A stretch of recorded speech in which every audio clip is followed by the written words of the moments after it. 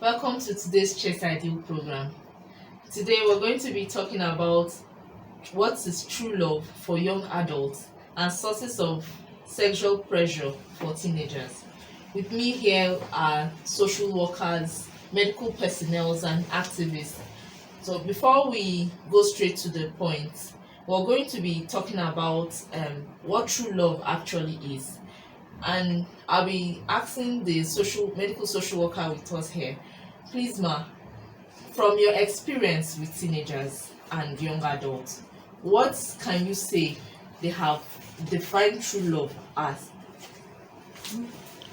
Thank you, moderator. Some of them have defined true love as sex. They believe that when you have true love for someone, you should be having sex regularly with the person. Okay. Thank you, ma. And to our human rights activist here, who has also worked with a lot of teenagers, what can you say, ma, is true love from your experience with them? What can you say they have defined true love as? Well, some, with my experience with them, some believe that true love has to do with material needs. When you take them out, take them for shopping, buy them the latest phone in town, take them to film house. And that is the latest thing I watched on the Facebook recently. A lady or a girl said that true love is when a boyfriend beats her very well. If a boyfriend did not beat her, that means that her boyfriend did not love her. And she was actually serious about it. And I think that is a problem so many. Thank you, ma. We have heard from the females. Let's hear what the man has to say. At least as a man, you have also spoken with people, and he's also a social worker, and a psychologist too. So you can also tell us about your experience and what they have told you. Well, from what I've seen and observed, most children believe the concept of true love is what they see in the movies or televisions or novels, which the concept that they romanticize to believe that true love has to be about giving and receiving gifts, having sex with each other, basically superficial behaviors among the individual and nothing deep enough to prove actual love. Because I understand what most people understand is that love has to do with true love has to do actually sacrifice and understand each other. But they don't go that deep in their belief of true love. By them I mean the teenagers and young adults. Thank you very much. Now he's coming from the angle that some of them believe in fantasy, and they don't see the real life the way it is. So now we can see what teenagers have seen and young adults have seen true love as, but what actually is true love? Now we're talking about Valentine and its program, and there are a lot of ways that young adults and teenagers have gone about this. What actually is true love? Let's see what our nurse will talk about this. Well, thank you very much. Well, on my own part, I believe true love is more than superficial or material things. It's more than that, and it's not all about sex. For young adults, they really need to understand the fact that true love has to do with comes with a lot of sacrifice, comes with a lot of understanding, comes with a lot of endurance, and for me, as a growing adult too, I don't really believe that sex is only what we have to say is true love, because sex can be a way of just trying to take away the girls or the ladies' dignity. And at the end of the day, we found out some people, after having sex with some ladies, they tend to hate the lady totally. And so do you call that true love? When after having sex and you don't even want to have anything to do with the girl? Or some even claim that they love you, and at the end of the day they are beating you up. Do you say that is love? No, for me, I think true love goes beyond that. It goes beyond. It has to do with deep sacrifice, deep understanding of one another. Because when you understand one another, you'll be able to go an extra mile for the person. It has to do with looking, looking after the person, caring for the person, caring for the other people that the person also loves care about. Okay. So I think that's Thank my own view. Thank you about very true much. love. Now let's hear from someone who has seen different generations of young adults and teenagers, and also a medical practitioner. She's a nurse too. So, mommy, from what is going on now and your age, your generation, what can you now say about true love, the true definition of true love, so that our our teenagers and young adults can also learn? Thank you, moderator. To my own experience, I can say that true love is really the relationship between people. It can be two, it can be more than that. According to the Bible, it says agape love. Real love is a real love and it's agape love. A love where you don't, there is everything you can give to the person. And the only person that do this for us is Jesus Christ. He did this thing for us on the cross. The person that can share your idea, your motive, the person that can care for you at any time during the rainy season, during the dry season, the person that can share your burden with you, that is it. But nowadays, children misuse it by saying that maybe having sex alone is what they mean by true love. Which is So, more mommy, than that. you're saying that true love has to come with sacrifices. Yes. Okay. Thank you, ma'am. Now let's go to our social worker here too. Now this is Valentine period, and there are a lot of things going on around, and people are talking about true love and misconceptions, and they're actually true expressions of true love. So what can you say is the ideal way to express true love this Valentine period, with the theme Valentine being the reason for the season? Thank you very much. Expression of love. I think it goes beyond appreciating the physical features of human, whether male or female. It's by giving out. Okay, if you see somebody who is in trouble, who is in need, the poor, the vulnerable, how do you help them? Christ loved us first, even while we were sinners. So the Christ that we don't see, that we cannot see face to face, we see them in everyone around us, because we are all formed in the image and likeness of Him. Therefore, that love we give to everyone around us, most especially those in need. If you have two shoes, during Valentine you can give out, even before Valentine. Every day is Valentine. If you have food to eat, somebody beside doesn't have any, you can share and give a little. By that way you give love, because love is a feeling of tenderness, care, endurance, and so many more. Love is what we should live every day, not just on Valentine. Give, care for people, be happy for them. Thank you very much. We also have among us someone who fights for the youth, who believes in youth leadership, the young generation coming up. Now, we're talking about Valentine, who gave his life for what he believed in, for marriage, for true love and marriage, when it was time for, when the Roman Empire stopped the marriage of couples because they wanted the men to fight, and he gave his life for marriage. He was killed because he believed in. What can you now say with the way the youth interprets love now, and with the way things are going now? What can you say is true love? Are they really expressing the true love that should be expressed during Valentine? What can you say about it? Okay, thank you very much for that insight. Actually, I'm a youth, and of course, we hear various perceptions about true love. Most of my mates think true love is when, just like everyone has said, when sex is involved and there's this, they believe true love is an electric bulb that sparks.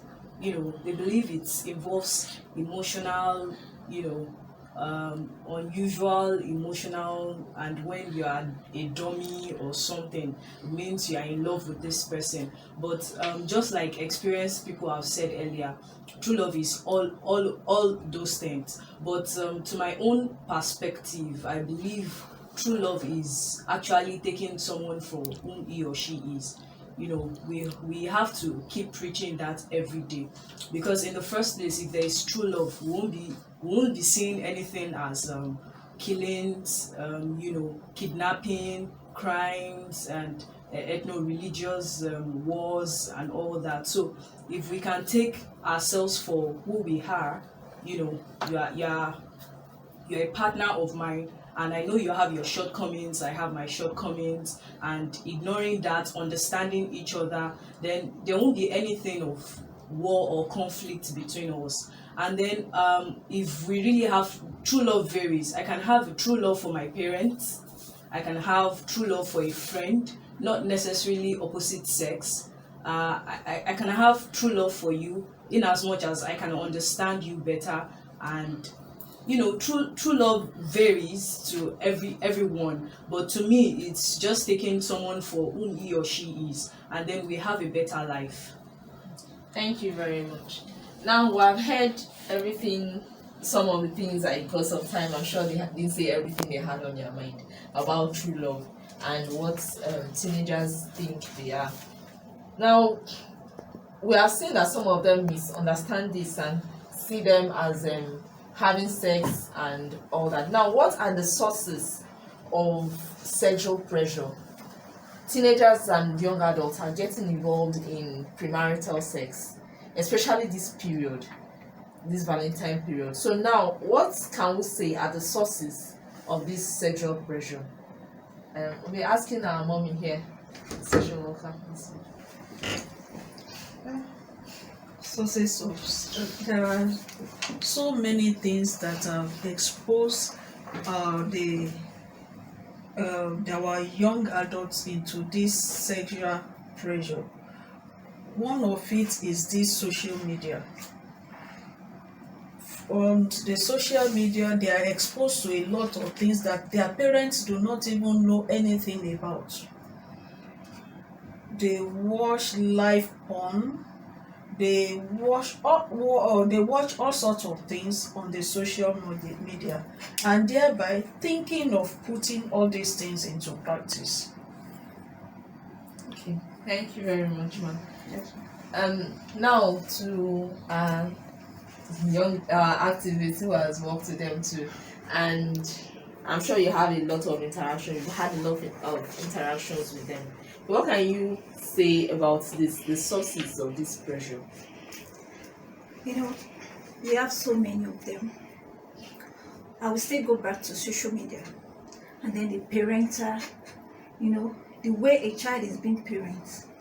For example, a child that grew up in a home where they have all access to phone, DSTV, StarTime, online, there's data everywhere to watch whatever he or she wish to watch, and there's no parental guidance. And I always say children learn faster by what they see and what they hear. They learn faster by what they see, because when children see something, they want to practice it. So by watching, like she said, by watching porn, by watching adult film, not only porn, like all this American film where a man is kissing a woman and they are making love in the presence of the child, of course the next thing they want to practice it. And also, when a child watch it, the child will go to school and meet other children that they don't allow them to watch, and that child want to practice it with that. So social media, free access to children, free access that children have to television, TV, without the parental guide also. Okay, thank you very much. Mommy, what can you say to is a source of sexual pressure for young adults and teenagers? There is a lot as a mother. If you have children, you need to watch who are they working with, who are their friends, because this one has to do with, because some children believe that sex is cool, and by allowing your children to be moving with such a child, it can influence your child. That's peer pressure. That's peer pressure. That's that. Social media, as they have been saying, that one too has to do. What you as a parent is teaching your children is important, because according to the previous speaker, he mentioned about what they see. Like a mother or a parent, they are living in a room with 3 or 4 children, both male and female. What do you expect from them? And most of the time, this couple, we have maybe sexual intercourse with each other, maybe during the day or during the night.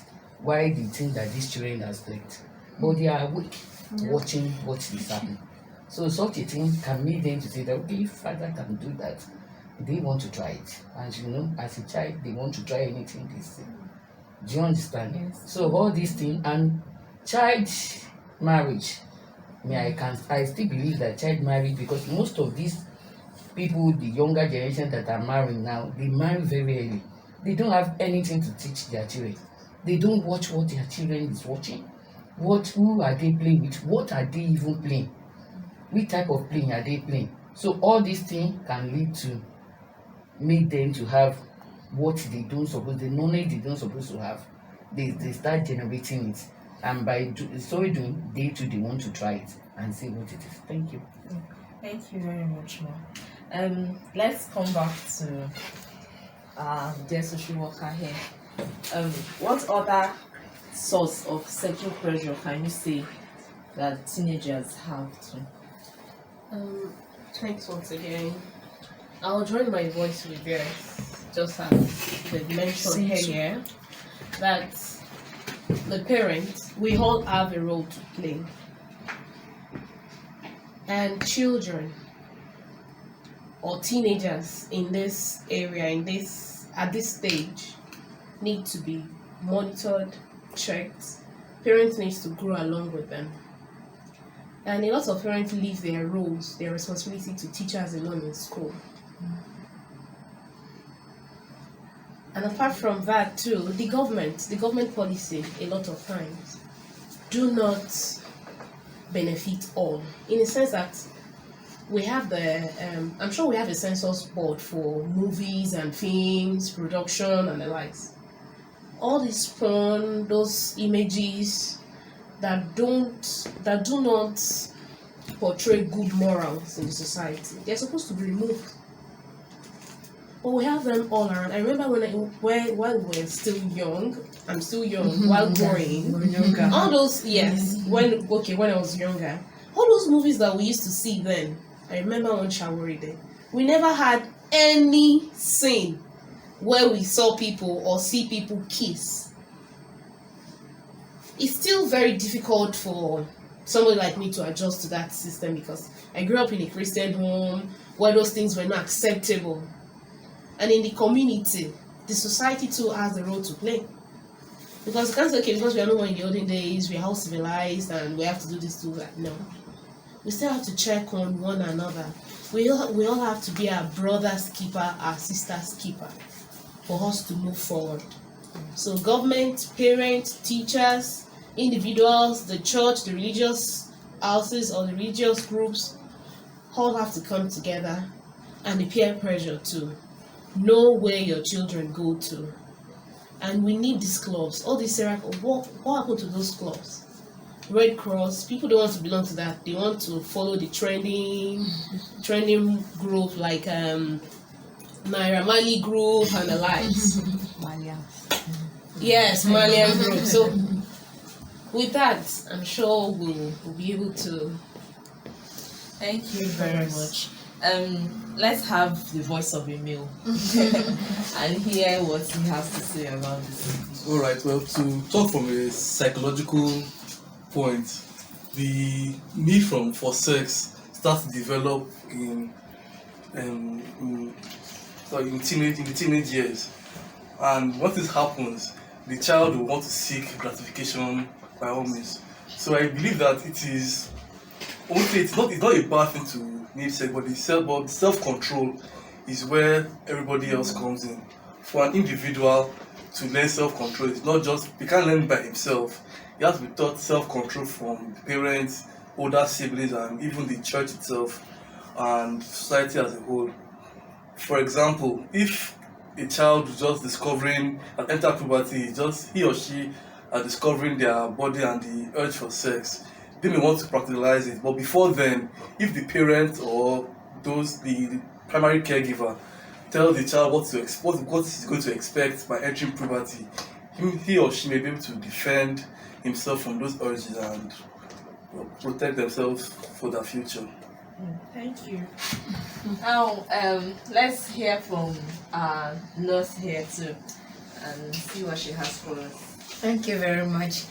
I want to start from our society, from the angle of society.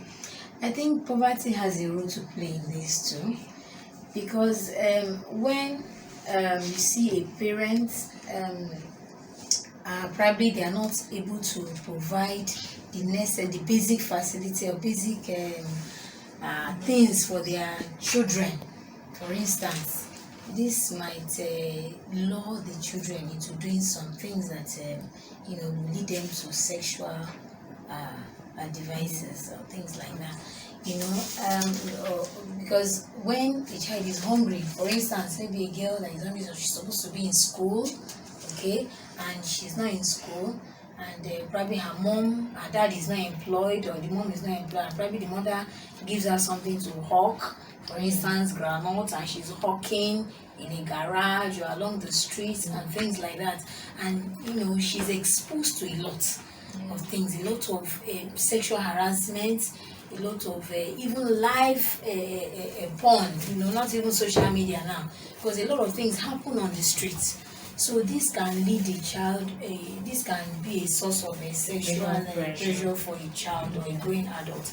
Another thing I want to point out is the sexual education. Some parents ignore this ignore it. They don't want to talk about it, they don't want to discuss it in the family. And these are things that we need to discuss with our children, because you need to discuss sex appropriate age education. You need to educate children, because from the childhood they need to be educated. The last speaker talked about a child coming up, what to expect at puberty. Thank you. What to expect at puberty. So if a child is well prepared from when he or she is maybe age 5, age 4, even from age 4 they know, oh, I'm this, I'm a boy, I'm a girl, and know what is expected, where a boy or an adult shouldn't touch, and things like that. So from there they will know, because when most of them are not exposed to this sex education, and they find themselves suddenly in it, and they just go the other way. Thank you very much. Thank you. So, from what we have heard today, there are lots of ways that children can be pressurized to get into sexual vices, and we have heard most of them are from media. And there is this particular point which somebody mentioned about the media and what they show. If you actually watch, you see that in adverts, if they don't have a sexual theme, they don't sell. You want to advertise a product, you have to show someone on bikini or just pants and bra, and programs with sexual themes seem to draw more attention on the media. Now, these are also, like they have said, are part of things that make our children go the wrong way sexually. And like they also mentioned the parenting styles, that our parents have to be careful and watchful too, and try to educate their children. Then they talked about puberty. I always say something that when a child gets to a particular age, I tell teenagers, if you don't have any feeling for the opposite sex, then you have a problem. Yes. So it is natural So attend the young adults today and teenagers, it is natural what you feel, but what happens, it is not a sin to feel the way you feel, but what makes it wrong is the way you handle what you feel. So we thank you for listening to all of us today, and for all the contributors. We are very grateful for all you have said. So see you again in our next program. Thanks. Bye for now.